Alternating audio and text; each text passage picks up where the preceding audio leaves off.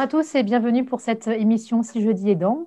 J'ai le plaisir de recevoir aujourd'hui Élodie et Louis, qui sont les parents d'Andrea, petite fille de 5 ans et demi, atteinte d'une maladie génétique rare et neurodégénérative. Élodie et Louis se sont lancés dans un projet d'habitat inclusif, dans un projet inclusif, les bobos à la ferme, dont ils nous reparleront. Bonjour Élodie, bonjour Louis. Bonjour. Bonjour. Merci d'avoir accepté notre invitation.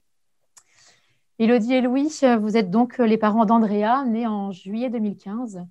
C'est votre premier enfant. Comment vous êtes-vous aperçu de sa maladie? À quelle occasion?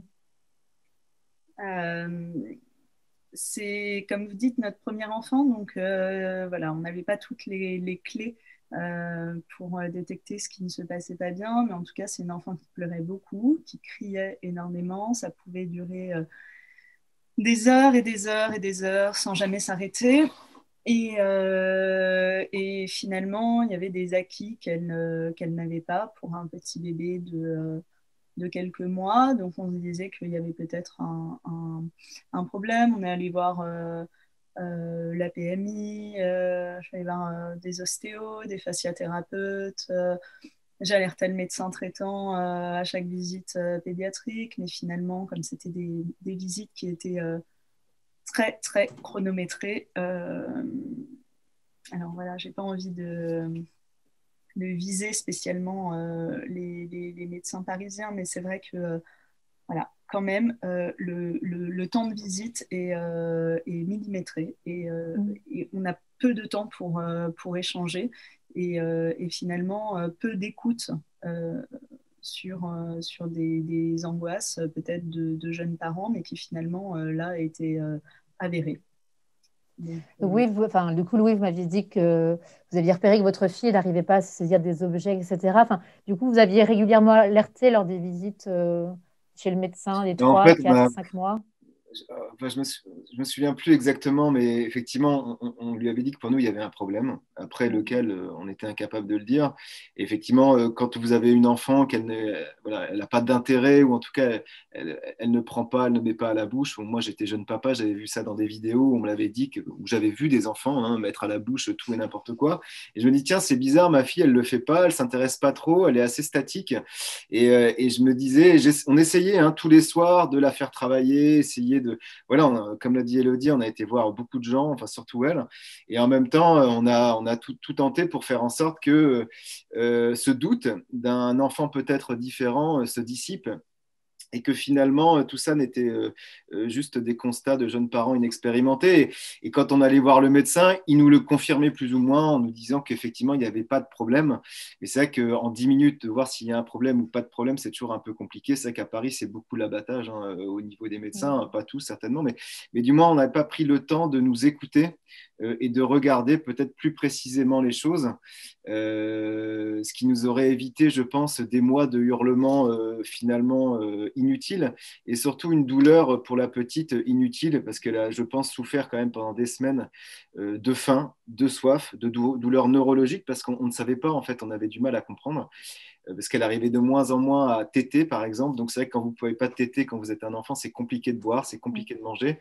Et nous, on n'avait pas forcément compris tout ça.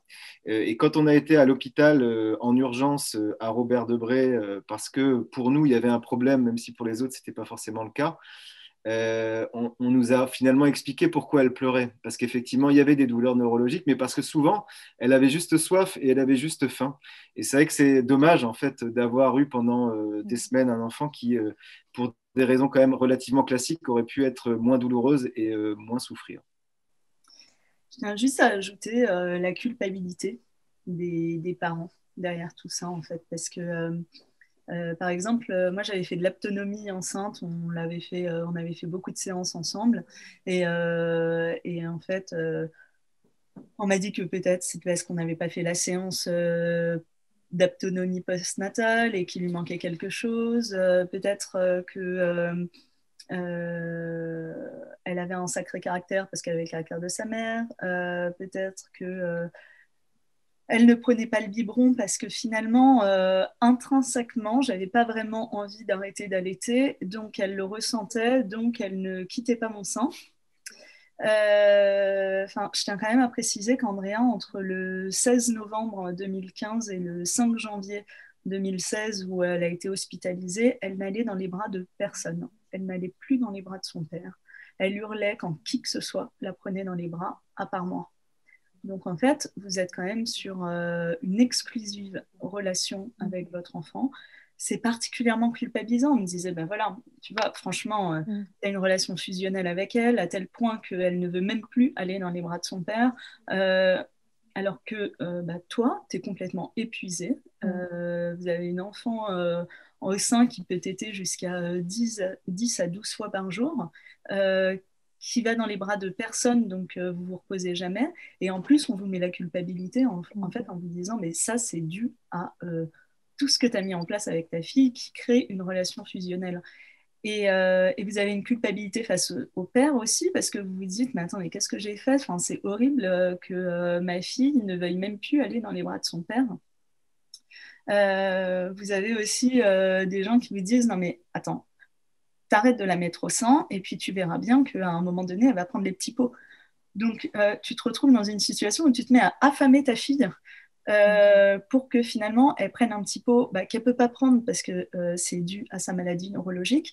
Et je me rappelle en fait avoir appelé l'ostéo en larmes en disant, parce qu'elle avait été super sympa, et en disant, vous voyez, là on m'a dit que, Andrea hurlait derrière et elle me disait, mais qu'est-ce qui se passe? Et je dis, en fait on m'a dit de ne pas lui donner le sein et qu'à un moment donné elle allait manger, et elle me dit, mais arrêtez ça tout de suite, en fait vous la mettez au sein. Et je la remercie parce que c'est vrai que quand on a une fatigue morale, physique, on n'a plus de recul en fait. On ne sait plus quoi faire. Et rien, en racontant cette histoire, je me dis, mais qu'est-ce que j'ai fait?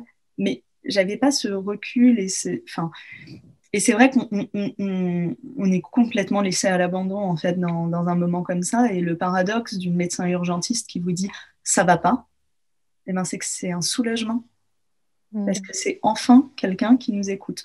Donc on vous dit qu'il y a quelque chose de très grave et que ça ne va pas du tout, mais vous êtes soulagé. Et le comble de tout ça, c'est que j'avais même pris rendez-vous avec Catherine Dolto, qui est aptothérapeute, en me disant qu'il faut absolument que je prenne rendez-vous avec la top des aptothérapeutes pour faire, parce que là, ça va vraiment pas. Et j'avais rendez-vous le jour où Andrea était hospitalisée, qu'on n'a jamais pu la voir, en fait. Voilà. Mais c'est vrai qu'on a été entouré de bonnes intentions, hein, mais c'est toujours pareil dans le contexte dans lequel nous étions véritablement d'une maladie neurodégénérative. C'est vrai que ces bonnes intentions, elles étaient d'autant plus décalées. Après, voilà, c'est évidemment une situation particulière, et évidemment, les réactions des uns et des autres, elles sont, en tout cas au départ, voilà, d'une grande sympathie. Mais c'est vrai que ça nous a aussi alimenté dans. Je pense qu'il y a aussi un espèce de déni. Je pense que, enfin. Ça, c'est pas vraiment un déni. On savait qu'il y avait un problème, mais en même temps, on n'a pas voulu non plus complètement gratter tout de suite ce problème en se disant ça va se tasser. Donc, vous êtes plutôt en train de vous dire on va écouter les autres qui vous disent il n'y en a pas de problème parce que vous voulez qu'il n'y ait pas de problème. Donc, vous continuez en fait. Mais à un moment donné, comme le dit Elodie, moi, j'en pouvais plus. C'est-à-dire qu'on est arrivé aux urgences en janvier de 2016. Bon, on aurait pu nous-mêmes y aller tellement on était fatigués nerveusement et physiquement. C'est-à-dire qu'on n'en pouvait plus. Et comme le dit Elodie, évidemment, quand elle nous a dit qu'il y avait un problème, déjà, nous, on le savait. Je pense que voilà, c'était relativement. On ne savait pas quel ampleur le problème avait, mais on sentait qu'il y avait un souci, quoi. Et après, voilà, au moins, tout ce qu'on a voulu mettre en place, même si ça avait échoué, ce n'était pas forcément de notre faute, c'était indépendant de notre volonté, mais c'était issu de nos chromosomes et de la génétique qui s'est suivie sur Andrea. Et là, pour le coup, on est rentré dans un autre tunnel qui n'était pas forcément beaucoup plus agréable, loin de là. Mais en tout cas, c'était plus forcément le doute sur l'enfant va bien ou l'enfant ne va pas bien. C'était l'enfant ne va pas bien, mais jusqu'à où? Et effectivement, dans ce contexte-là, ça a été aussi très compliqué parce que vous entrez dans un système hospitalier où là aussi l'écoute des parents est pas forcément des meilleurs, où il y a quand même une suspicion généralisée sur voilà, il ne faut pas tomber sur des parents qui sont trop chiants, qui sont trop exigeants, qui vous en demandent un peu trop, où il y a aussi un peu voilà, l'ambition du médecin de voilà, de ne pas vouloir raconter trop pour ne pas être responsable de choses qui ne seraient pas réelles. C'est-à-dire qu'on a été aux urgences très rapidement. Je pense ils ont diagnostiqué des choses relativement importantes, mais on nous a laissé un peu dans le flou parce qu'on n'était pas forcément certain. Donc, ce qui était aussi, je pense, une façon de nous protéger d'un diagnostic qui n'était peut-être pas celui-ci. Mais en tout cas, moi, en tout cas, ça m'a beaucoup perturbé parce que j'aurais voulu qu'on me dise très rapidement, très sincèrement, comment les choses se passaient, quel constat. Et moi, la frustration que j'ai eue effectivement pendant l'épisode d'hôpital qui a duré plus de 6 mois, c'était qu'il a fallu attendre aussi, là encore, une personne, et ce n'est pas forcément l'institution qui va vous donner enfin, qui va vous soutenir le plus, c'est souvent la personne au sein de l'institution qui a une démarche peut-être un peu différente, qui va poser les choses et vous dire quelle est la vérité. Et moi, ça m'a fait, encore une fois, hein, parce qu'on a eu le premier épisode, la pédiatre d'urgence qui nous disait que ça allait pas, et ensuite on a eu la neuropédiatre qui nous a expliqué véritablement ce que ça allait être. Ça a mis du temps. Et effectivement, il fallait du temps, mais parfois ça met peut-être un peu trop de temps pour savoir exactement où on allait et où la petite allait aller médicalement. Et c'est vrai que entre voilà, janvier 2015 et l'annonce effective et définitive des constats cliniques et donc de la maladie neurodégénérative, il s'est passé du temps et ça a été très difficile. Est-ce que vous avez été accompagné et soutenu pendant tout au long de ce tunnel, pendant ces semaines où vous ne saviez pas très bien où Andrea allait, comment les choses allaient se mettre en place pour elle, enfin, quel était le diagnostic final? Est-ce que vous avez été soutenu par l'hôpital, par des soignants? Ou sinon, est-ce que vous avez été soutenu à l'extérieur? Enfin, comment vous avez été accompagné pendant ces périodes-là? À l'intérieur de l'hôpital, on nous a proposé un suivi par une psychologue clinicienne qui a été précieux parce que, voilà, même si elle ne pouvait pas changer les choses, au moins c'était une écoute et elle passait régulièrement dans la chambre. Et c'est important de le dire parce que ce soutien psychologique, il est gratuit quand on est au sein de l'hôpital et il est par une professionnelle compétente. Et quand on sort de l'hôpital, il n'y a plus de suivi psychologique. Il devient payant, donc entre 50 et 80 euros la séance. Et quand vous avez perdu vos vies professionnelles et que vous n'avez plus de mutuelle, c'est impossible en fait de payer ce suivi. Et en plus, il faut trouver la bonne personne vu le niveau de, donc voilà, donc moi je la remercie parce que ça a été quelqu'un qui a été important pour moi. On a été soutenu par la neuropédiatre, par la chef de clinique initialement, puis elle est partie en congé maternité, et ensuite la neuropédiatre qui continue aujourd'hui à nous suivre puisqu'elle est membre du conseil d'administration de l'association.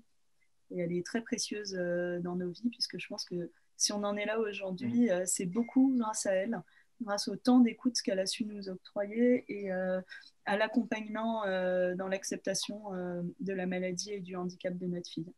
On n'en serait pas là aujourd'hui, j'en suis certaine. Et on a été très soutenus à l'extérieur de l'hôpital par nos familles et par nos amis. Ma mère travaillait encore, mais mon père était à la retraite. Il était tous les jours auprès de nous à l'hôpital. Voilà, il s'est démené. La mère de Louis, qui vit dans le Pas-de-Calais, faisait les allers-retours à l'hôpital pendant ses jours de congé. Nos amis nous amenaient des bons petits plats, du café chaud et tout ce qu'on aimait, beaucoup de chocolat à l'hôpital. Et c'est précieux. C'est précieux parce que je pense qu'on tombe tellement bas en fait que si on n'a pas cette espèce de matelas familial, amical et professionnel sur lequel on peut parfois se reposer et qui accepte aussi nos humeurs parce qu'on n'a pas toujours été très agréable. Parce que voilà, on est assommé tous les jours de nouveaux diagnostics, et puis on essaye toujours. Enfin, moi, j'ai toujours refusé que qui que ce soit pleure dans la chambre d'hôpital de ma fille parce que je voulais pas. Je trouvais qu'il y avait déjà suffisamment de douleur et de tristesse. Bah, voilà. Donc nous non plus, on se refusait de pleurer en face d'elle et on faisait toujours bonne figure. On chantait des chansons avant d'aller à des scanners, des IRM, des prises de sang qui pouvaient durer 1 heure et demie pour trouver une veine. Et c'est fatigant, en fait, de ne pas craquer. Donc finalement, tu craques auprès de tes proches. Voilà, donc ça c'est important. Mais c'est vrai que c'est comme dans voilà, le corps médical a de la pression pour faire des actes, parce qu'il y a un paiement à l'acte hein, au niveau hospitalier. Les médecins sont surchargés. Enfin, moi, je voyais le travail qu'ils pouvaient abattre, parce qu'on a passé quand même beaucoup de temps hein, à l'hôpital, hein, la nuit, le jour, enfin, on y était tout le temps. Donc, on voyait très bien que tout était très actif. Les internes qui se succédaient, qui comptaient pas leurs heures. Et malgré tout ça, c'est vrai qu'il y a a fortiori, malheureusement, peu de temps qui sont consacrés. Alors, on a toujours envie qu'il y ait du temps qui soit consacré pour nous, parce qu'on aime bien qu'on nous consacre du temps, c'est toujours sympathique. Mais c'est sûr que dans une situation comme celle-ci, vous avez des jeunes parents qui très probablement vont avoir une petite fille avec une maladie très grave pendant quand même un moment. C'est sûr que voilà, il devrait y avoir, en tout cas peut-être au niveau des directions d'hôpitaux, au niveau des services administratifs, peut-être une attention peut-être plus particulière où là, le temps d'un entretien n'est plus forcément important. C'est-à-dire, on n'est plus au quart d'heure. Hein, on ne doit pas faire une annonce de handicap en un quart d'heure. Il faut prendre 1 heure, 2 heures. Il faut revoir les gens. Je pense que là, il ne faut pas compter.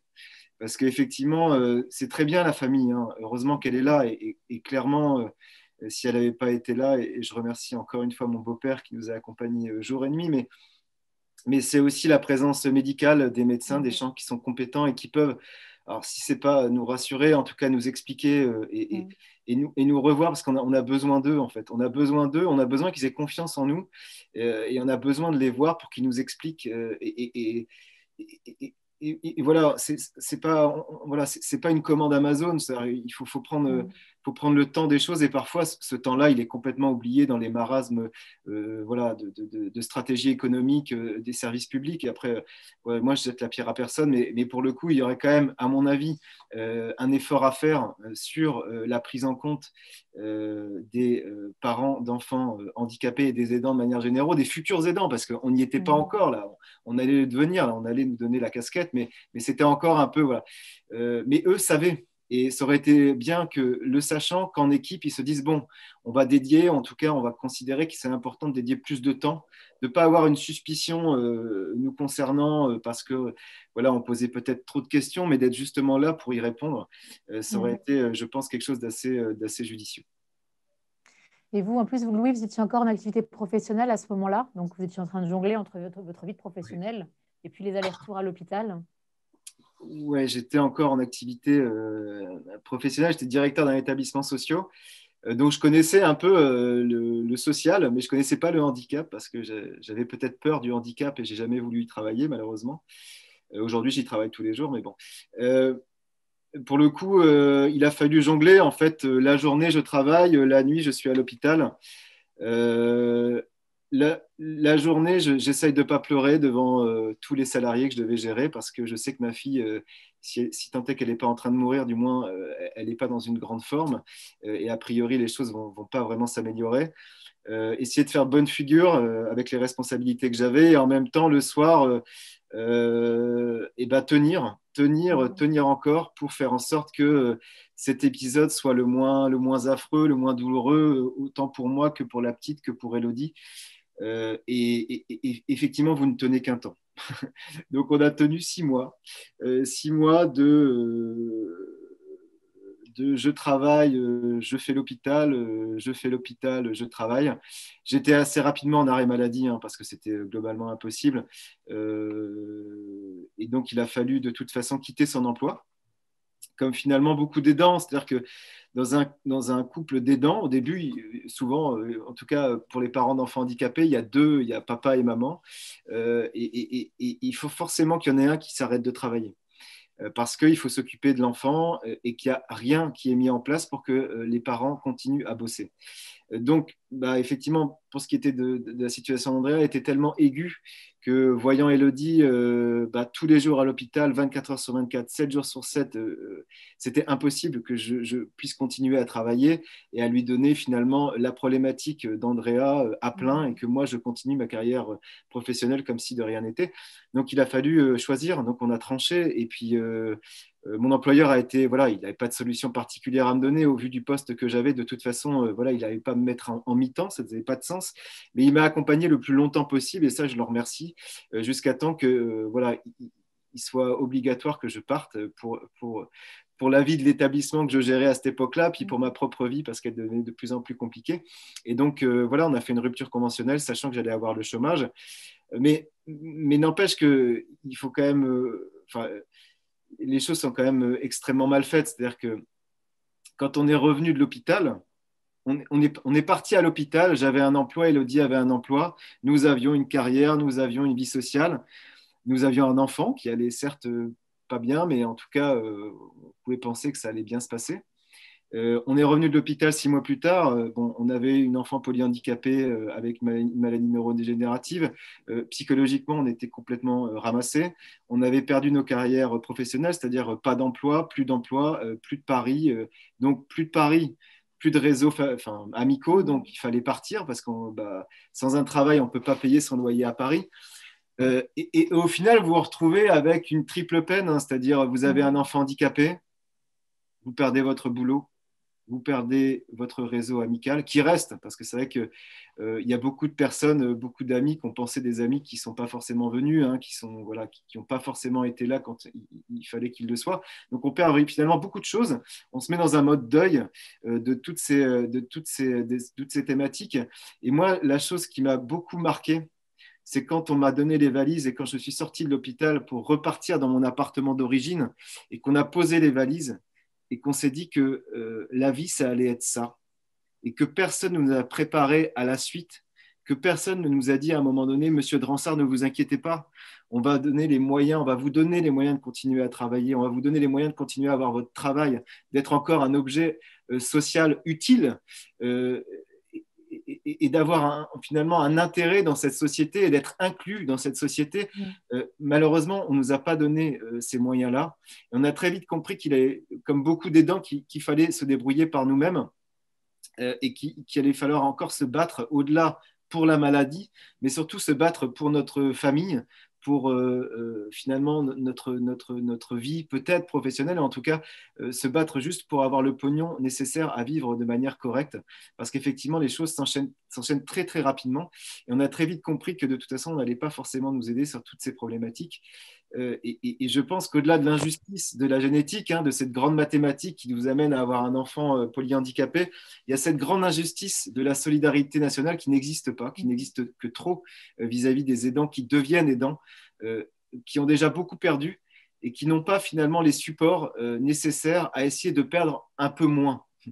Et je trouve que cette thématique, en tout cas de l'emploi des aidants, de ce scandale qui est de dédicacer les danses à une des personnes du couple, c'est-à-dire ou à papa ou à maman. Souvent, c'est maman qui va s'en occuper. Donc, maman va arrêter de travailler, maman n'aura plus de carrière, maman va rester à la maison, va s'occuper de l'enfant polyhandicapé.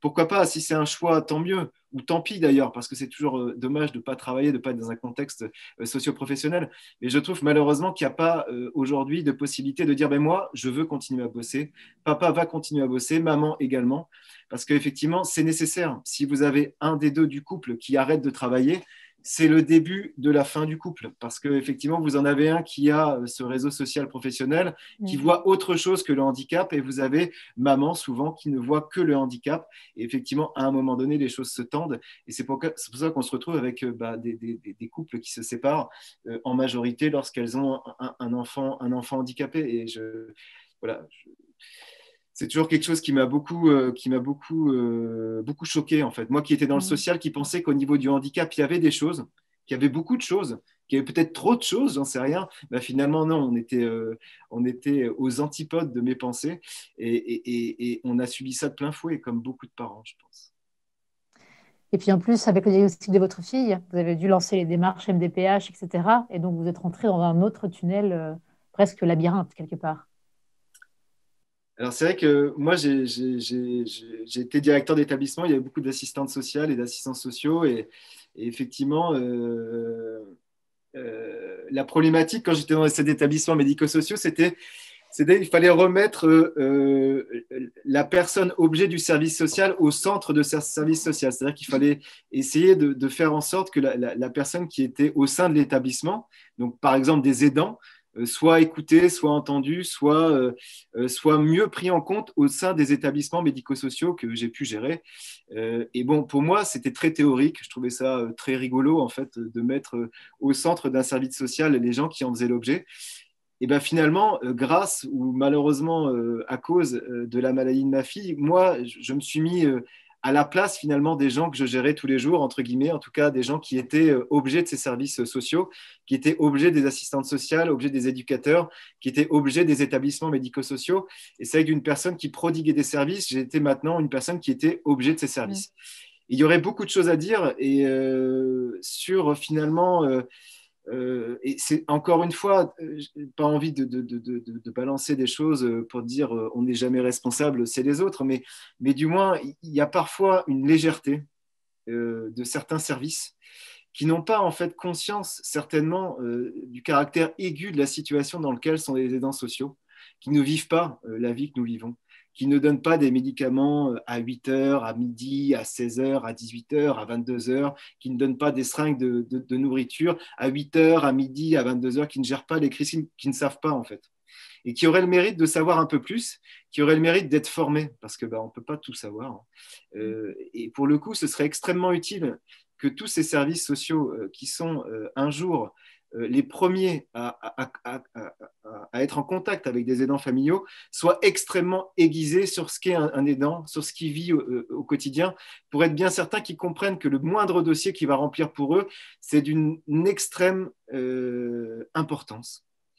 Et malheureusement, nous, on a eu affaire à une assistante sociale au service Robert Debré, la première qui a été pitoyable, je pense qu'on peut le dire, en tout cas qui n'a pas considéré que le travail qu'elle faisait avait une importance telle qu'il fallait y mettre le sérieux nécessaire. Et donc, on a rempli des dossiers, hein. Faut se remettre dans la route, c'est-à-dire que vous avez un enfant qui n'est pas handicapé. On vous diagnostique avec un IRM qui va être handicapé. Le temps que vous digériez le message, vous êtes très loin de vous dire qu'on va faire un dossier MDPH pour avoir de l'argent pour gérer la suite. Pour vous, ça reste encore totalement nébuleux. Donc, vous pouvez compter en principe sur les personnes qui sont dédiées, c'est-à-dire les assistantes sociales majoritairement qui sont dans les services, pour prendre le relais et pour être votre support. Et quand à un moment donné, votre support n'est pas un support, mais bien au contraire, finalement, quelqu'un qui ne va pas bien faire son boulot, une fois que vous avez sorti la tête de l'eau et que vous avez considéré que, effectivement, la NDPH, c'était quelque chose d'important dans la situation dans laquelle vous étiez, et que vous refaites le film et que vous avez en face finalement un dossier qui a été mal rempli, qui n'a pas été bien rempli, qui a été mal envoyé, et finalement une administration qui vous dit qu'il faut tout refaire, que les 6 mois que vous avez passés, finalement, vous aurez 0. Et qu'il va falloir s'en contenter, oui, vous commencez à être un petit peu énervé. Moi, j'ai envoyé des lettres à la direction de l'hôpital qui nous avait pris en compte pour effectivement souligner en fait l'incompétence de la personne qui avait été notre assistante sociale. Bon, voilà, on n'est que des parents. On est souvent des parents considérés comme un peu chiants parce qu'on essaye de... Voilà, en tout cas, on est un peu le grain de sable parfois dans un système qui est tellement bien huilé qu'on n'a pas trop envie de nous entendre. Et malheureusement, ça a été laissé sans suite et on a dû s'asseoir sur quand même 6 000 euros, donc une somme quand même assez importante pour un couple qui va tout perdre.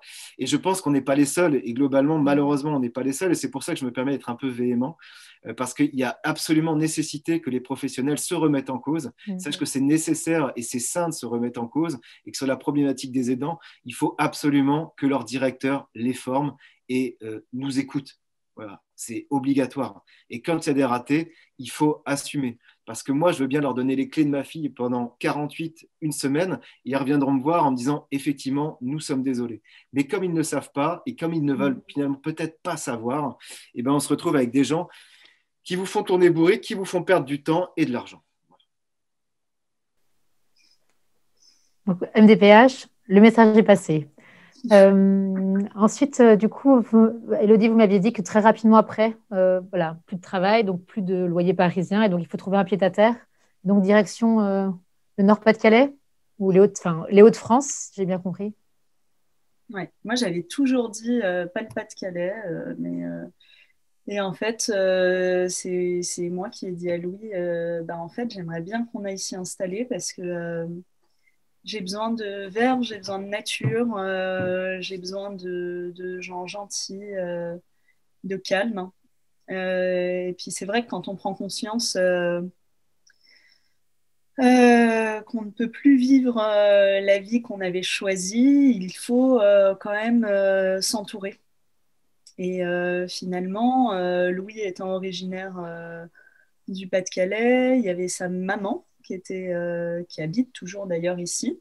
Et il avait des amis aussi ici, donc on s'est dit, bah, c'est l'autre lieu à part Paris où on sera bien et pas isolé.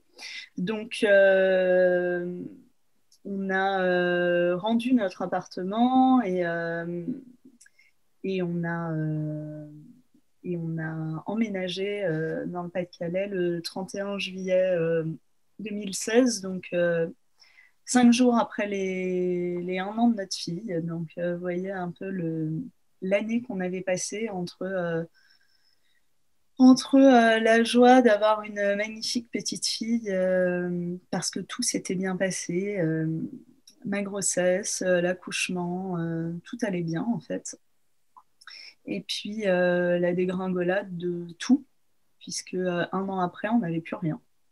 Euh, alors, tout parent fait le deuil de l'enfant rêvé, mais je pense que nous, c'était un deuil Mm. un peu plus rapide.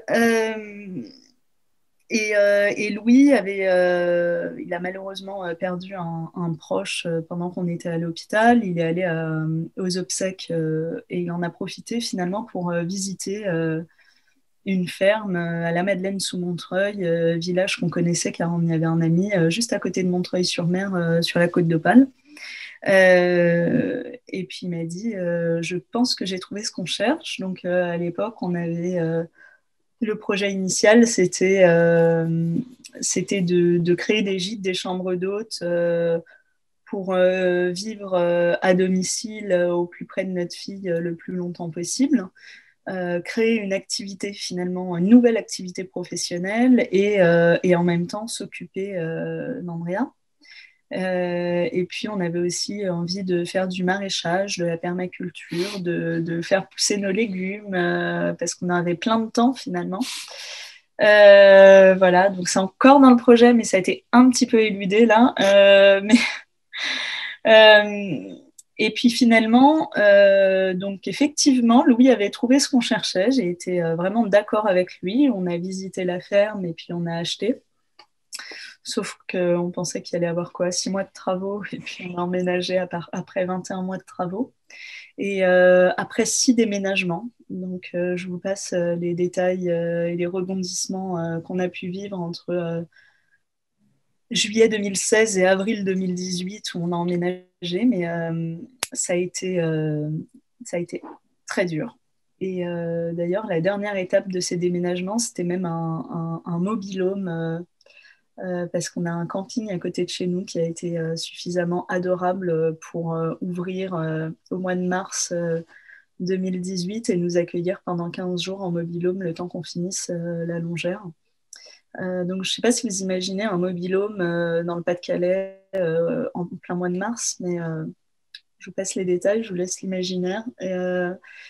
Voilà. Et puis, en parallèle de tout ça, Louis était non-stop sur les travaux.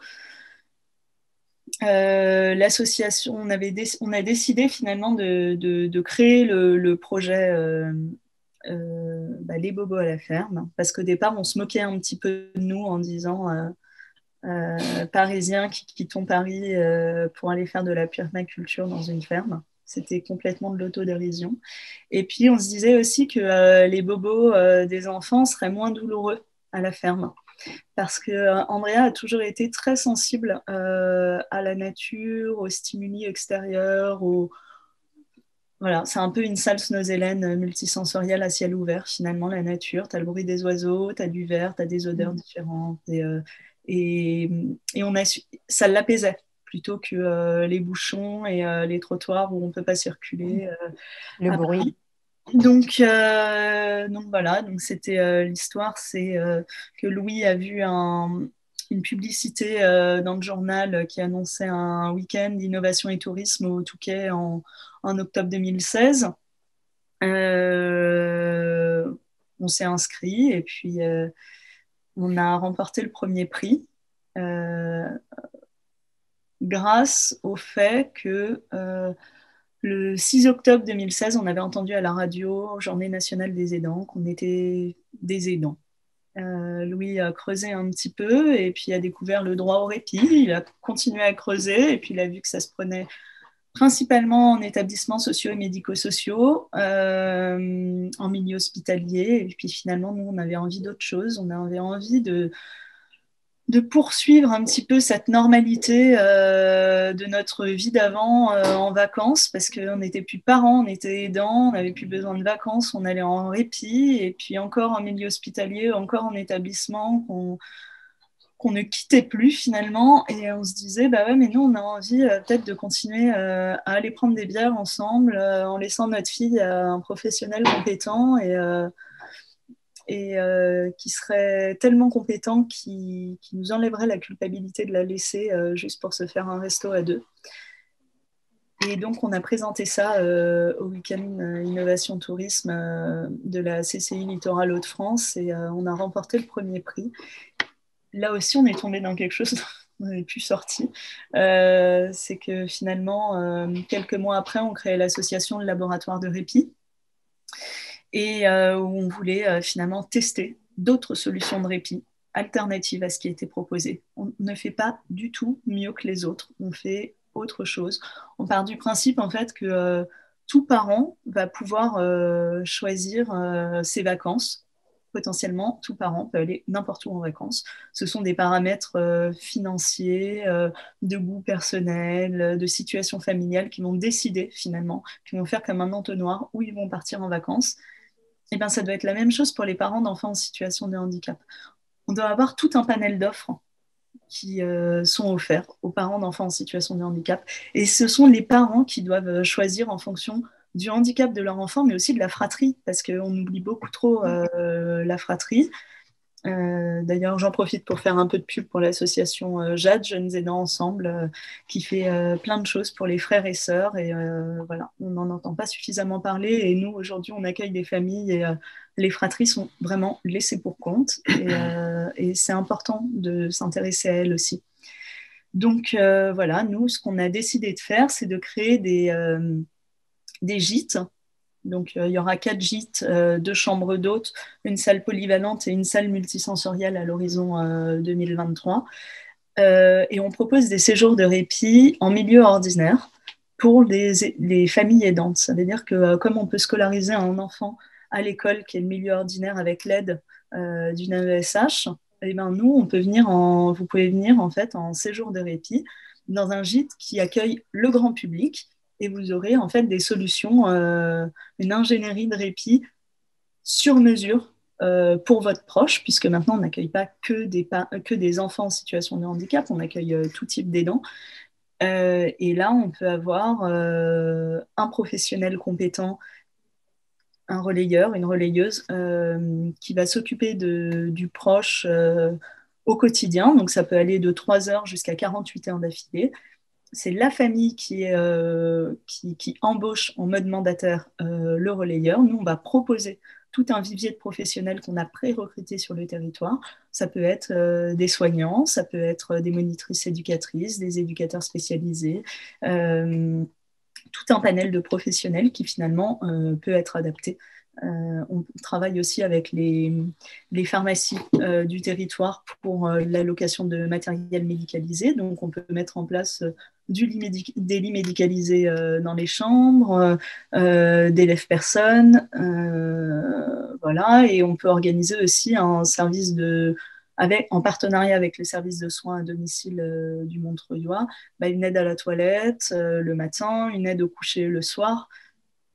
Donc ça, on va vraiment co-construire avec la famille en fonction des besoins.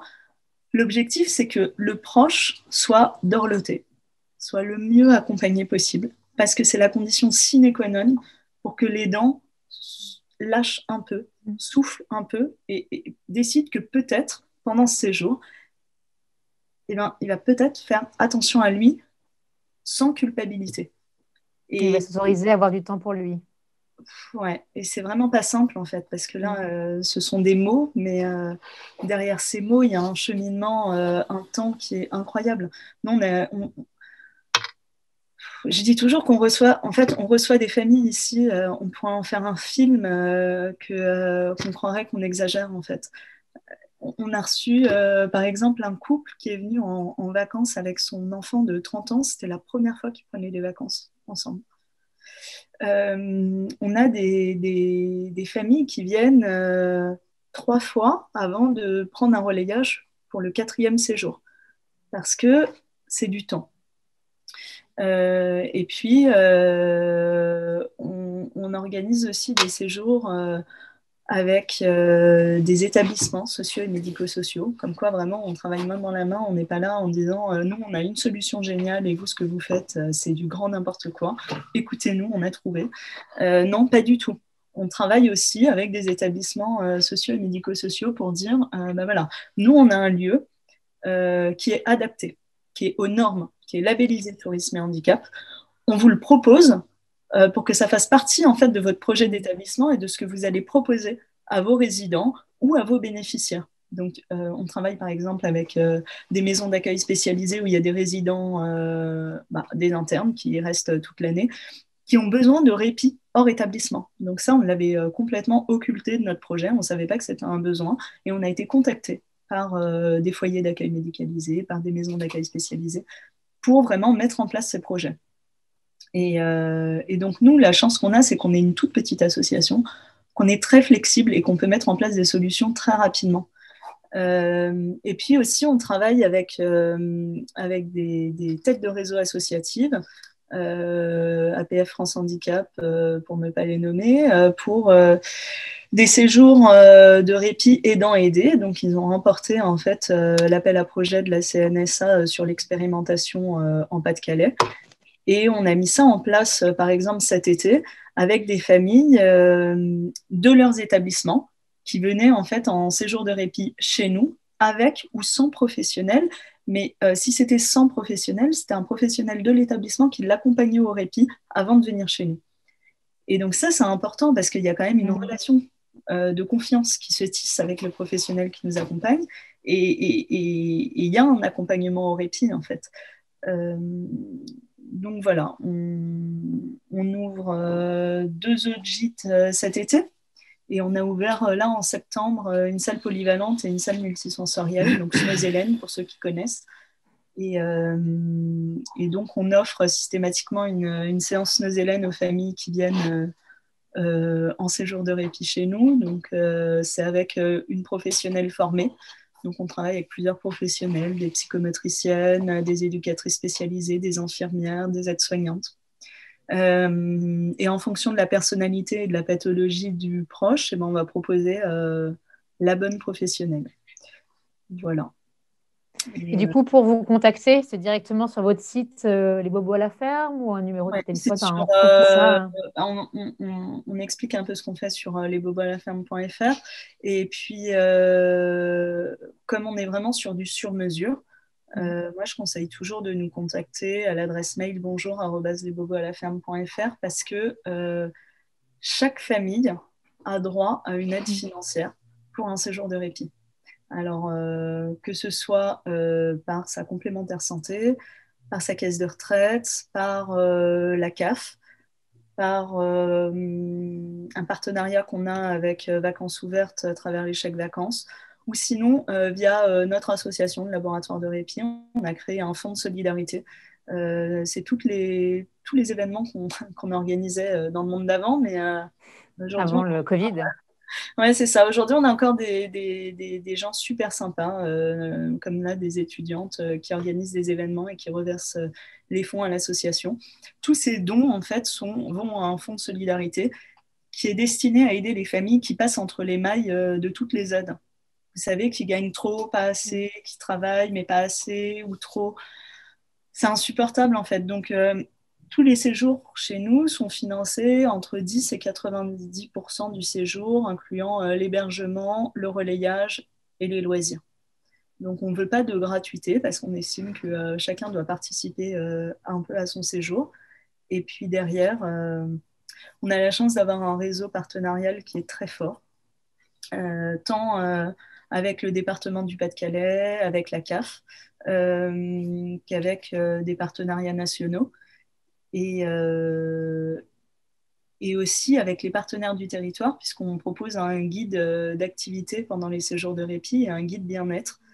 Donc les activités, ça peut être de la médiation animale, ça peut être de l'équithérapie, ça peut être de la voile avec l'école de voile de Berck. Il y a plein de choses adaptées. Et c'est vrai que ça confère aussi une tranquillité d'esprit aux familles parce que les loisirs, c'est bien, mais c'est souvent ce qu'on sacrifie en premier parce qu'on n'a pas les moyens, ou c'est ce qu'on évite de faire parce qu'on a peur du regard des autres, ou c'est finalement on n'a pas le temps d'organiser, donc on verra sur place, mais sur place, finalement, on est tellement épuisé et on n'a plus le temps. Et du coup, nous, on propose cet accompagnement, finalement, au planning, à la création du planning des activités, parce que si tu es une maman solo et que tu n'as pas le temps d'organiser les vacances avec ton enfant, avec ta fratrie, et ben nous, on propose cet accompagnement. Et c'est vrai que c'est un répit supplémentaire quand on arrive sur place en séjour et qu'il y a le planning organisé avec le relayeur, les activités, qu'on ne se met pas la pression. S'il y a une crise, s'il y a quoi que ce soit, eh ben, on annule. Les professionnels avec lesquels on travaille, ils sont sensibilisés au handicap et on ne se met pas la pression, ça va bien se passer. Et puis, on a un guide bien-être parce qu'on ose proposer des praticiens et thérapeutes qui vont peut-être proposer des massages, la sophrologie, du yoga, réapprendre à respirer, réapprendre à s'occuper de soi aux aidants. Voilà. Donc, c'est important de continuer avec cette offre sur mesure et j'espère qu'on pourra continuer à le faire. Mais ça nous tenait à cœur. Et en fait, on crée ce qu'on aurait voulu qu'on nous propose quand on est tombé dans le handicap. Parce qu'on estime que c'est une chute. Hein. Je dis vraiment tomber dans le handicap, pas du tout comme on peut dire tomber enceinte, mais sans filet, quoi. Vraiment un truc, débrouillez-vous. Et on a plein de projets aussi pour le site parce qu'à chaque non-réponse qu'on a eue, on voudrait, nous, pouvoir proposer une solution aux parents, aux futurs parents d'enfants en situation de handicap, aux parents qui finalement le sont toute une vie. Donc on va leur proposer un accompagnement à un instant T de leur vie et puis après, complètement laissé pour compte. Mais non, parce que finalement, tu as des problématiques diverses et variées tout au long de ta vie d'aidant. Et là encore, tu es abandonné. Donc, c'est vrai qu'il y a vraiment tellement de problématiques qu'on aimerait vraiment en local pouvoir apporter ça. Et seul, on n'arrive à rien. Donc, c'est la raison pour laquelle on travaille avec de nombreux partenaires sans lesquels on ne serait pas du tout là aujourd'hui. C'est vrai que le deal, c'était quand même ça. Hein. Au départ, on était à l'hôpital. Qu'est-ce qu'on va faire de notre vie? Ça va être compliqué, on n'a plus de boulot, on ne sait pas où on va aller. Et on s'est assez rapidement mis en mode projet, c'est-à-dire qu'il fallait transformer cet abîme de désespoir en quelque chose de positif. Et donc, on s'est dit, comme on avait dans l'optique de rester avec la petite, de peut-être faire des gîtes, parce qu'on nous avait dit, la petite, elle n'allait pas vivre très longtemps, on s'est dit, s'il faut faire quand même quelque chose d'utile, essayons de voir par rapport à nous, qu'est-ce qu'on souhaiterait. Et ce qu'on souhaitait, c'est effectivement, comme vous êtes tous les jours avec le handicap, tous les jours avec les médocs, le machin, le truc, vous n'avez pas de fenêtre. C'est-à-dire que toute l'année, vous savez que vous serez là-dedans. Et c'est insupportable. Donc, pour essayer de rendre les choses un peu plus supportables, on s'est dit, on va créer un site touristique où il y aurait cette fenêtre, où un aidant pourrait se dire, tiens, je sais que dans 2-3 mois, après le lève-personne, l'immédicalisé, le kiné, le machin, le truc, le bidule, je pourrais potentiellement aller dans un gîte où tout ça me sera, je pourrais déléguer je pourrais faire une parenthèse pour moi, pour la fratrie, pour les autres, et un peu penser à autre chose qu'au mécanisme de la gestion du handicap quotidien. Et c'est sûr qu'on a réfléchi le truc en se disant qu'est-ce que nous, on souhaiterait. Et c'est comme ça que c'est devenu plus ou moins réalité. Alors après, on tâtonne, il y a des choses sur lesquelles on est un peu bon, sur lesquelles on est un peu moins bon. Mais c'est vrai qu'on... Voilà, ça reste quand même, enfin, c'est quand même un projet qui part d'une chambre d'hôpital. C'est-à-dire que c'était au départ... mais finalement, il y avait tellement peu pour les aidants, c'est-à-dire que c'était quand même un néant, ou c'est toujours un néant d'ailleurs. On dit, nous, on est juste une petite chose dans un grand bazar, mais il y avait tellement peu, ou il y a tellement peu pour les aidants que finalement, moi, j'invite tous les aidants à créer tout et n'importe quoi parce qu'il n'y a rien. Donc, si à un moment donné, si tous les aidants voilà, s'investissaient dans des projets qui les concernent, ou qui pourraient les concerner ou concerner les prochains aidants, parce que voilà, il y aura des futurs aidants et on espère que leur vie sera meilleure que la nôtre, mais essayons de nous conglomérer, de nous coaliser, de réfléchir, de travailler ensemble pour créer des solutions, parce que a priori, les autres ne trouvent pas de solution pour nous, donc à nous de les trouver peut-être un petit peu du moins, et de donner des pistes, comme les bobos à la ferme et comme plein d'autres choses, qui pourraient amener finalement à une réponse plus institutionnelle, à une reconnaissance de droits peut-être plus ouverte, à une inclusion plus développée, quoi. Et c'est vrai que pour le coup, moi, je n'avais pas dans l'idée que tout ça allait amener à ça, mais finalement, ça l'est, parce que je n'avais pas conscience du néant dans lequel les aidants étaient. Et c'est vrai que parfois, je discute avec des aidants qui sont aidants depuis 30 ans, hein, et on compare un peu nos situations. Ah bah toi, ta petite, elle marche pas. Enfin voilà, vous faites un peu la liste des choses qui ne sont pas toujours très sympathiques, mais aussi de la réception du handicap par la société, de la gestion du handicap par la solidarité nationale. Et on se retrouve finalement, moi, de ce que je vois, dans une situation identique aujourd'hui à celle qui existait il y a 30 ans. Et parfois, je me dis, mais c'est quand même incroyable que finalement, les choses que vous avez vécues il y a 30 ans, moi, je les vis encore quasiment à la lettre aujourd'hui. Et ça, c'est insupportable. C'est-à-dire que ça, c'est aussi aux aidants de se dire, attention, moi aussi, parmi les 11 millions d'aidants, il y en a bien un petit million qui pourrait se mobiliser pour essayer de faire avancer le schmilblick, tant pas pour nous, parce que pour nous, c'est foutu, mais pour les prochains. Pour se dire qu'au moins tout ça, tout ce malheur, parce que quand même, il y a quand même beaucoup de malheur là-dedans, hein, mais au moins, ça aurait cette utilité de créer pour demain. Et pour le coup, moi, c'est ça qui me porte dans le projet des bobos à la ferme. Hein. C'est pas de faire des gîtes, machin. Enfin, c'est très bien, mais c'est aussi cette utilité et aussi ce message pseudo-politique qui est de dire on peut y arriver, c'est possible, il faut y aller, il y a de quoi faire. Et c'est intéressant, c'est pertinent. Allons-y, mais la solution, elle vient aussi de nous, comme ce qu'on a fait aujourd'hui, ça vient aussi des aidants eux-mêmes. Je pense que malheureusement, il ne faut pas attendre non plus. Faut attendre de l'État, mais l'État prend souvent la chose en cours de route, mais c'est à nous à créer le petit bout de route. D'impulser un peu le truc. Ouais. Et c'est vrai que voilà, on parle d'APF, par exemple, qui a été une association qui a été créée par des personnes touchées par le handicap. Voilà. Nous, on n'est pas APF, hein, clairement pas, mais disons qu'il y a cette dynamique pour les aidants qui serait les aidants créer des associations, je ne sais pas, n'importe quoi, et essayer de mettre en route la machine. Parce que c'est bien de s'occuper des personnes handicapées, mais ce n'est pas suffisant. Parce que la personne handicapée, derrière, il y a les personnes qui, au quotidien, en principe, pas toujours, et pas de manière naturelle, mais malheureusement de manière obligatoire, s'occupent de la personne handicapée. Et eux, ils sont primordiaux. C'est-à-dire que si nous, on flanche, si les aidants ils n'aident plus, la sécurité sociale va sauter. Donc, il faut que les aidants comprennent leur importance dans ce grand mécanisme de la prise en compte des personnes handicapées, dans ce grand mécanisme de la santé en France. Et on est déterminant. Et quand on aura compris qu'on est déterminant, je pense qu'on sera capable aussi, en tout cas, de proposer et de se faire entendre. Parce qu'aujourd'hui, on est quand même un peu comme l'armée, on est la grande silencieuse. Hein. Tous les jours, on prend notre fardeau, hein, on met nos seringues, nos lève-personnes, nos machins, nos trucs. Hein, on fait notre petite tâche au clairon de 8h à 22h. Mais je pense qu'à un moment donné, il faut que ça aille au-delà de la chambre à coucher, que ça aille au-delà du salon ou de la salle de bain aménagée.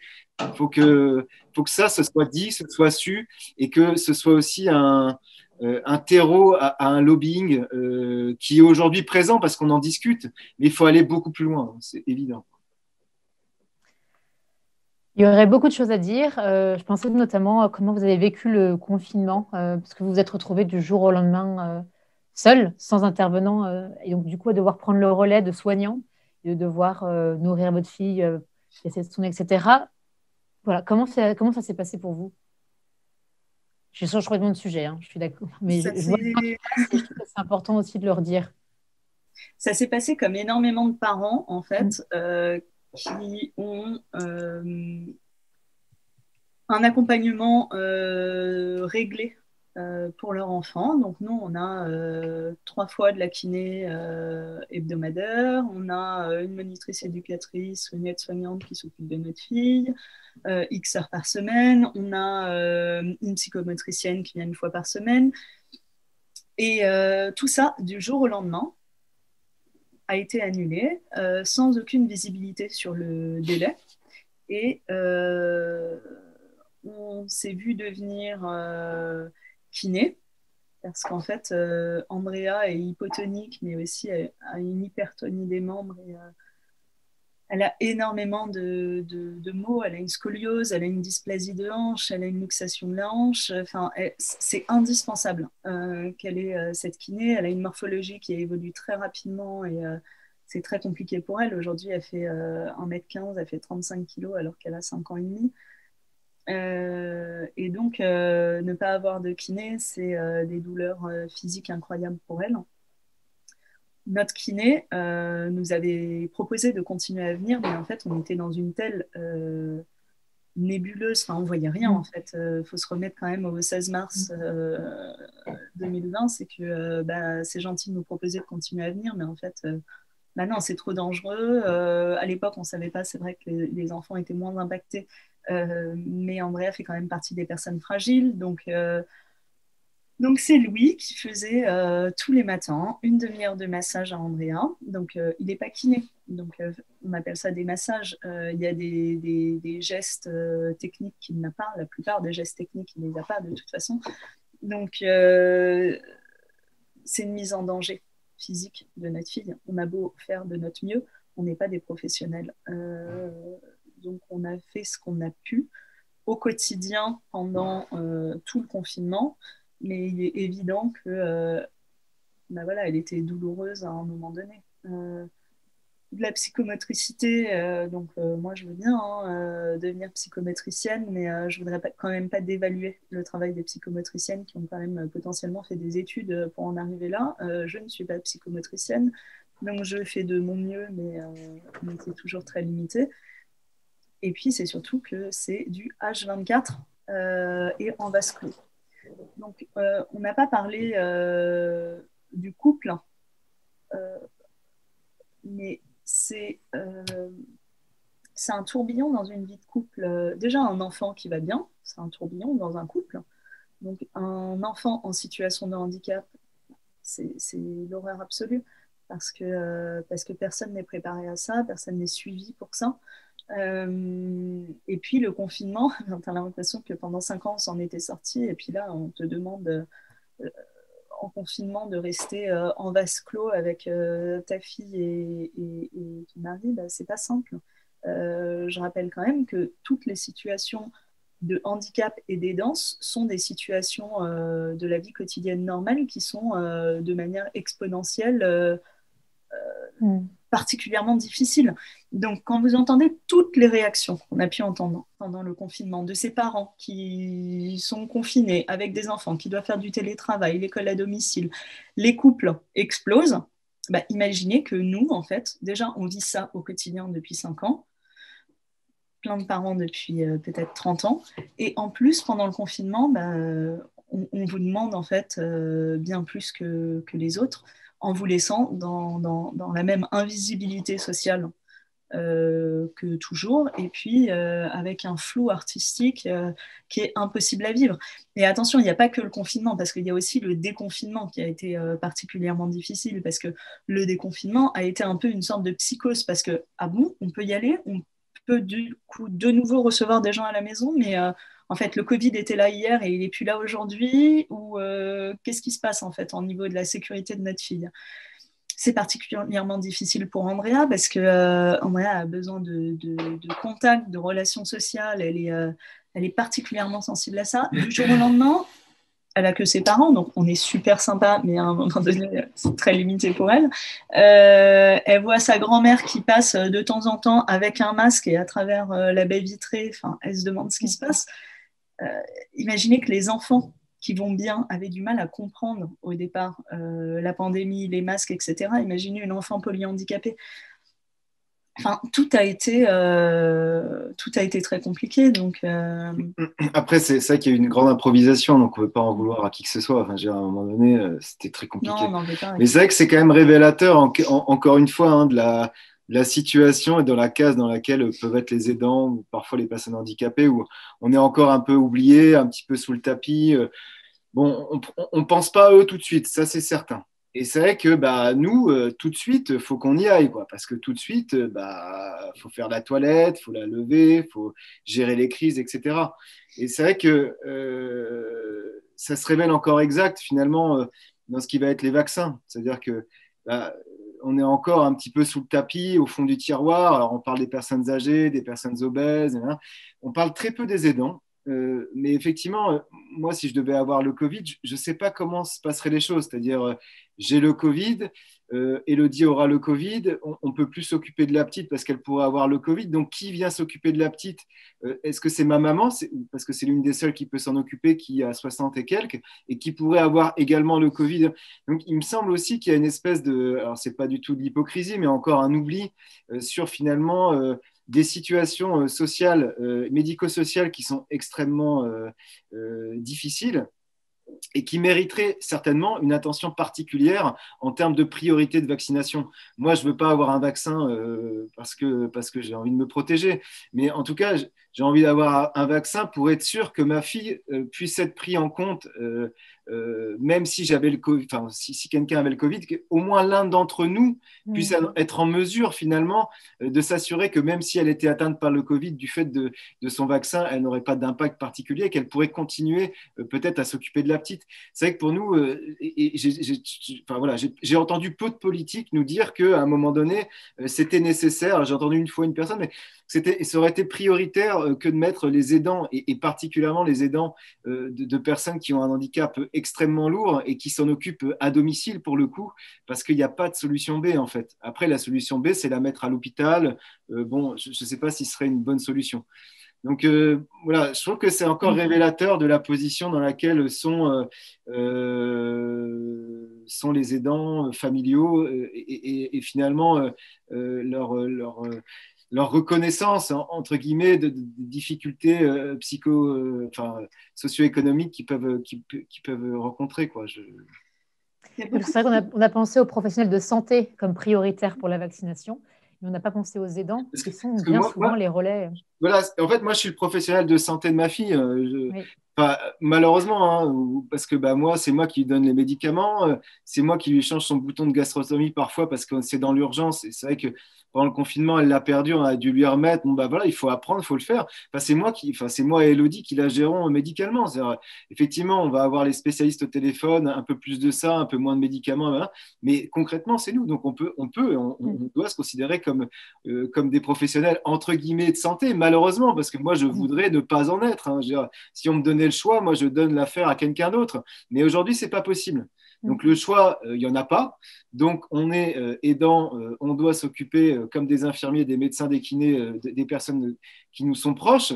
Et certains diront que c'est naturel, mais bon, je pense qu'il y aurait beaucoup de choses à dire là-dessus.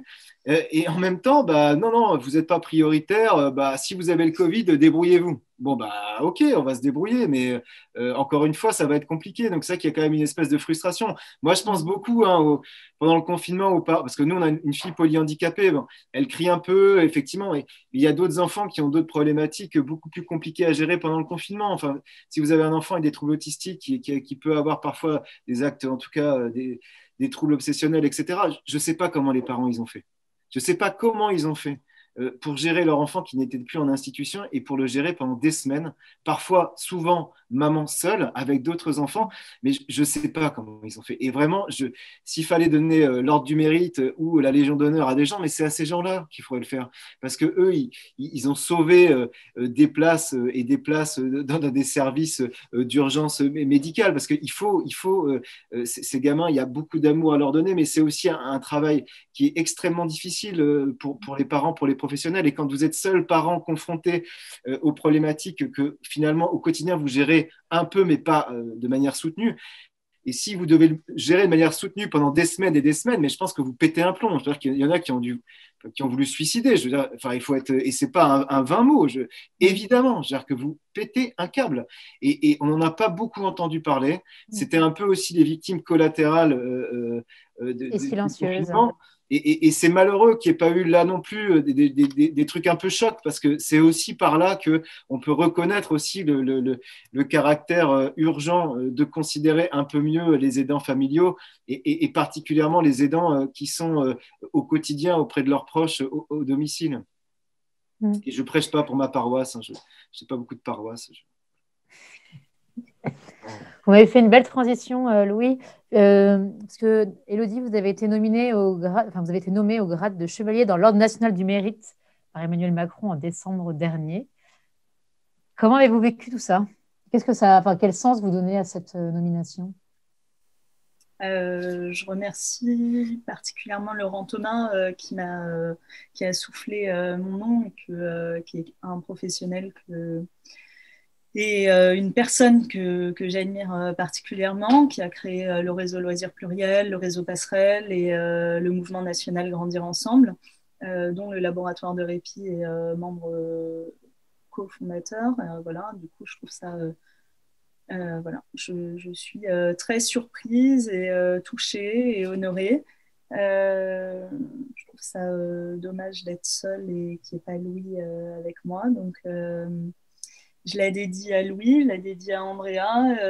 Et voilà, c'est ce que j'ai écrit sur les réseaux sociaux, c'est que on est tellement petits et dans l'association, dans le projet, et on est tellement invisible en tant qu'aidant ou parent d'enfants en situation de handicap que cette distinction, je la dédie à tous ces invisibles, en fait, et de l'aidance, mais aussi à tous ces tout petits associatifs qui font le travail, le relais de l'État sur les territoires.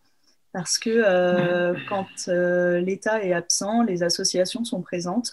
Ça peut être des toutes petites associations de parents, de malades, mais qui font un travail qui est incroyable et qui n'ont peut-être pas la chance d'avoir la prise de parole sur les réseaux sociaux que l'on a, ou en tout cas que l'on prend, ou le réseau que l'on peut avoir à travers nos vies d'avant, et puis peut-être aussi parfois un culot d'aller frapper aux portes sans regarder notre petite taille, mais voilà, en tout cas, je me sers de moi comme voilà, pour ne pas avoir l'impression que c'est une imposture, pour plutôt mettre en lumière tout ce qu'on essaye de faire et aussi, voilà, parce qu'on n'a pas eu le temps d'en parler, mais c'est quand même... y a un très joli mot dans ce qu'on fait qui s'appelle l'inclusion, mais qui a un très joli mot dans les paroles, mais très peu dans les faits, parce qu'on est complètement à la bourre là-dessus dans ce pays. Moi, j'ai traversé toute ma scolarité sans voir un seul camarade de classe en situation de handicap. Je ne sais pas comment c'est possible. C'est aussi pour ça qu'on a créé les Bobos à la ferme. C'est pour qu'à un moment donné, il y ait des familles qui viennent en vacances en milieu ordinaire et qui croisent des familles aidantes, que leurs enfants en situation de handicap et leurs enfants qui va bien jouent ensemble, et qu'on découvre en fait la richesse qu'il y a dans cette différence. Parce que on a tendance à voir uniquement toutes les difficultés qu'il peut y avoir dans le handicap. Mais je reste persuadée que c'est une source de créativité incroyable le handicap, parce que à l'heure où tout le monde nous bassine avec Montessori, moi je suis persuadée qu'un enfant qui va bien, qui côtoie un enfant en situation de handicap, va déployer des trésors de créativité, des voies alternatives pour communiquer, pour jouer, pour faire un milliard de choses. Et c'est ça, la vraie richesse du handicap et la vraie richesse de l'inclusion. Et pour l'enfant en situation de handicap qui va se développer par mimétisme, et parce que la bienveillance, la bientraitance et les bonnes ondes, eh ben, ça fait grandir et ça fait du bien. Et pour l'enfant qui va bien, qui, en qui on va semer des graines de tolérance en fait pour plus tard. Parce que cet enfant, s'il grandit dès son plus jeune âge en étant confronté à la différence, bah, c'est quelqu'un qui, arrivé en entreprise, sera beaucoup plus sensible au handicap, à l'embauche des personnes en situation de handicap, et finalement n'aura pas peur du handicap, parce que c'est ça le vrai problème derrière la non-inclusion, qui est l'exclusion, c'est qu'on développe la peur. C'est un peu comme un enfant qui grandira tout le temps avec des blonds aux yeux bleus, et ben quand il verra un brun, à un moment donné, il va paniquer. Et je ne vous parle même pas d'un noir, parce que là, c'est la syncope. Donc, un enfant en situation de handicap, n'en parlons pas. Non, et c'est ça, en fait, le vrai problème derrière le handicap, et le mot qu'on ne met pas sur le handicap, c'est qu'il y a un racisme incroyable, en fait, derrière tout ça. Et encore une fois, les aidants sont des dommages collatéraux de toute cette peur de l'autre et ces regards très compliqués. Donc voilà. Du coup, si vous aviez un message à faire passer au pouvoir public. Louis. Moi déjà, je remercie les pouvoirs publics d'avoir un service public hospitalier qui fonctionne encore, qui m'a permis finalement d'avoir une petite fille en vie aujourd'hui.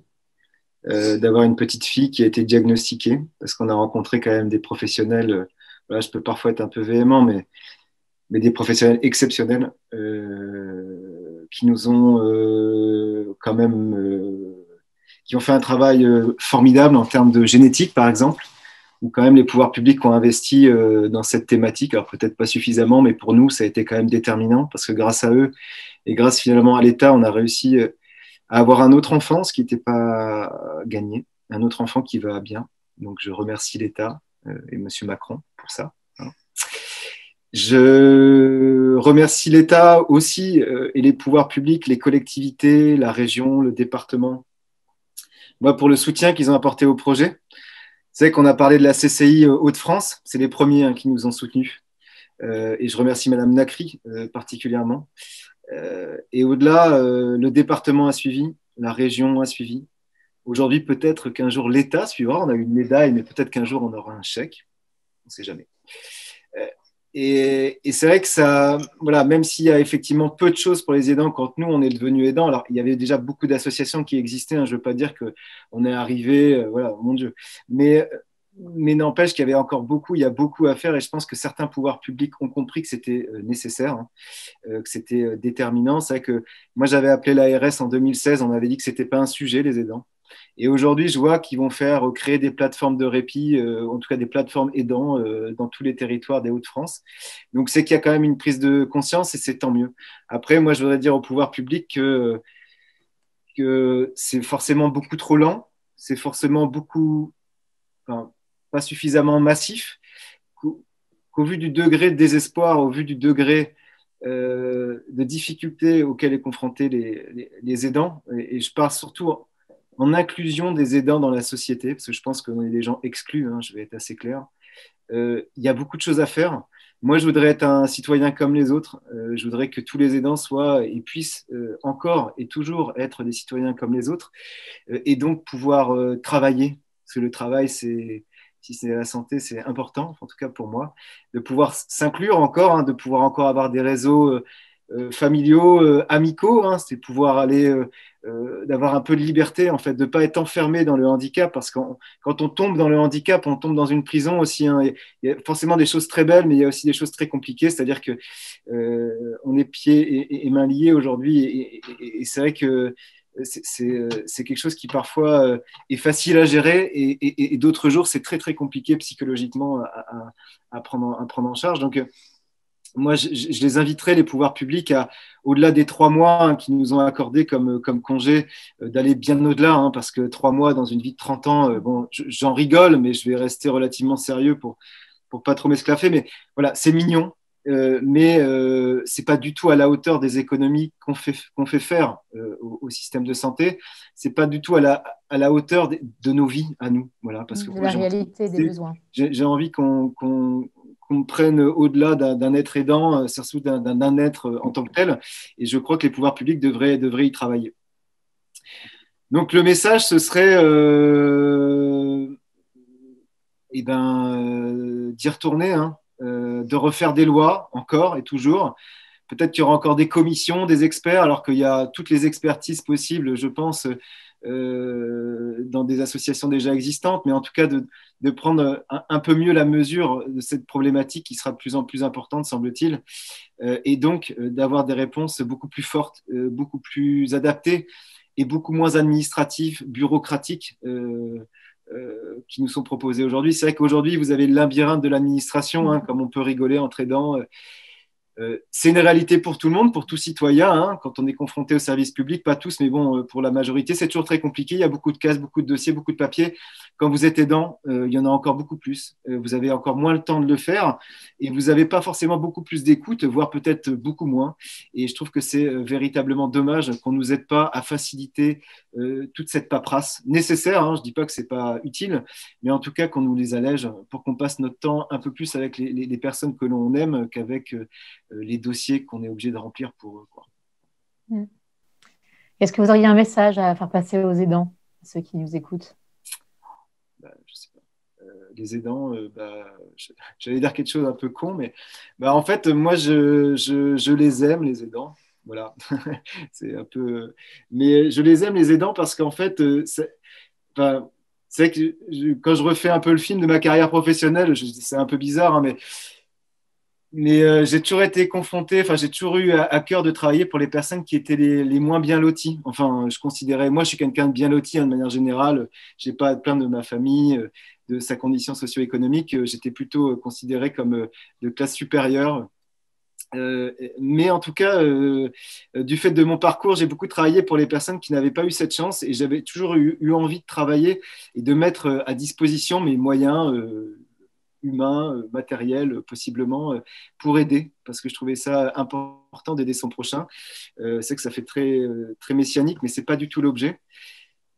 Et pour le coup, je ne connaissais pas les aidants, je ne savais pas qui ils étaient. Ils étaient encore perdus dans un méandre d'une panoplie de populations à aider, certes, mais qui étaient tout au fond du couloir, certainement.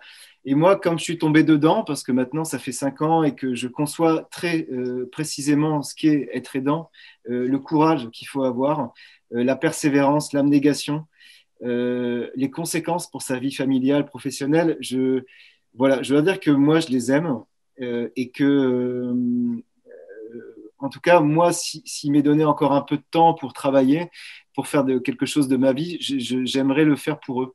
Parce que c'est aussi le faire un peu pour moi et c'est aussi le faire pour les prochains qui aussi auront à gérer un diagnostic à Robert Debré qui sera pénible, qui sera dramatique. Et je voudrais que ces gens-là qui auront ce diagnostic à Robert Debré ou ailleurs puissent se dire oui, effectivement, je vais être aidant ou je vais avoir une personne handicapée, mais peut-être que finalement, moi, en tant qu'aidant, on va peut-être plus m'aider qu'avant et peut-être que même, je vais peut-être pouvoir continuer à travailler et peut-être que même que je ne vais pas divorcer avec ma femme, que finalement, on va nous permettre d'avoir un contexte socio-économique qui nous permettra de rester ensemble et que tout ne va pas se casser, que tout ne va pas se détruire et qu'on va pouvoir sauver un peu de quelque chose de tout ça. Et voilà, moi je leur tire mon chapeau tous les jours parce que j'ai vu beaucoup de familles et je sais que c'est très compliqué et je leur souhaite beaucoup de courage et je leur souhaite aussi de prendre le temps peut-être parmi tout ce qu'ils ont à faire, de prendre le temps aussi de peut-être travailler pour leurs conditions, de se rassembler. Il y a le collectif Je t'aide, il y a peut-être des collectifs qui sont en train de se créer et aussi de prendre la voie politique pour pour faire avancer la chose, parce que je pense qu'elle avance, comme je vous l'ai déjà dit, pas suffisamment vite, et que si on se mettait un peu tous ensemble, elle avancerait de manière relativement plus rapide. Donc voilà, c'est ce que j'avais envie de leur dire. Merci beaucoup, beaucoup, beaucoup à vous deux. Merci pour votre témoignage. Merci pour tous les messages que vous avez fait passer. J'espère que ça sera entendu. De toute façon, l'émission sera disponible en replay pour celles et ceux qui seraient intéressés. Juste précision, les bobos à la ferme sont ouverts même malgré le couvre-feu. Donc, vous pouvez, si vous le souhaitez, réserver des séjours de répit pour aller souffler chez eux et pour pouvoir soigner vos bobos dans la nature. Merci pour votre fidélité. Je vous donne rendez-vous le mois prochain et prenez soin de vous. Merci. Merci.